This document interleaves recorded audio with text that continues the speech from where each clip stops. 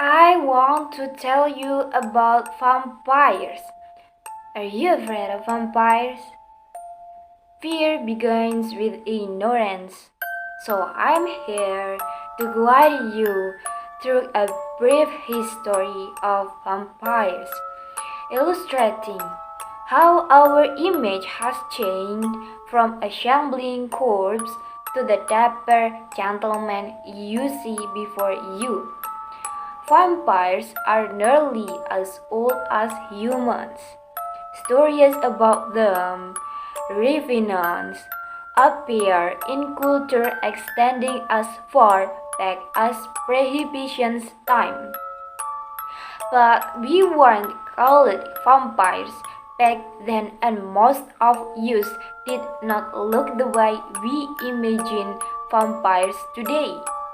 For example, the Mesopotamian Lamashtu was a creature with the head of a lion and the body of the donkey. And others were even stranger.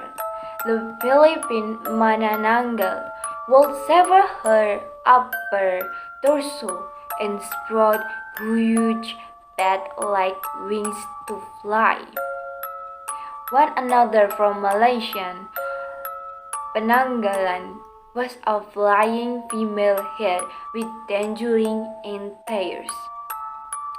And the Australian Yeramahiawu was a little red guy with a big head and a large mouth and black suckers on his hands and feet. Though they might look very different, all of these beings have one common characteristic. They sustain themselves by consuming the life force of a living creature. This third trait is why definitions of vampire and the other attributes change with the tides. So, how do we arrive at the reanimated fellow you see before you?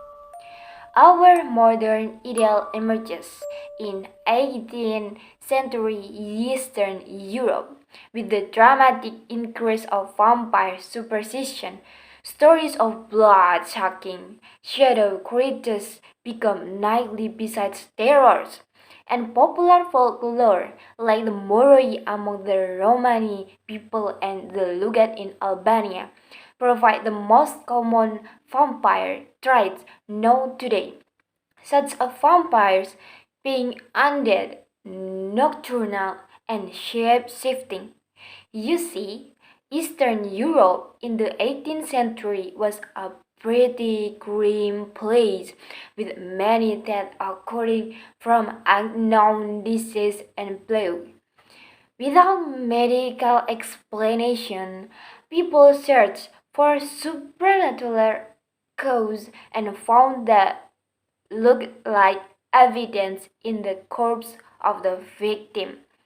People interpreted as unholy reanimation were actually normal symptoms of death.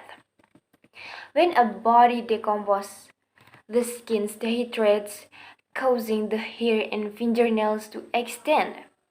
Bacteria in the stomach creates gases that fill the belly, which forge of out blood and matter through the mouth.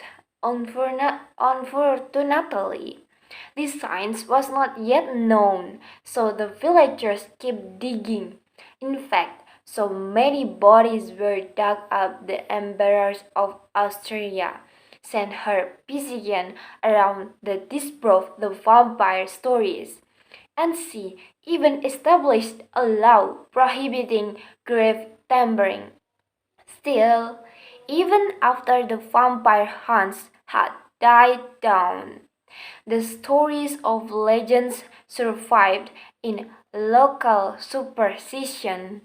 This led to work of literature, such as Polydorus the Vampire, the Gothic novel, Carmilla, and most famously Bram Stoker, Dracula. And after all, It's the continued storytelling and reimagining of the vampire legend. Thank you. That's all from me. Wassalamualaikum warahmatullahi wabarakatuh.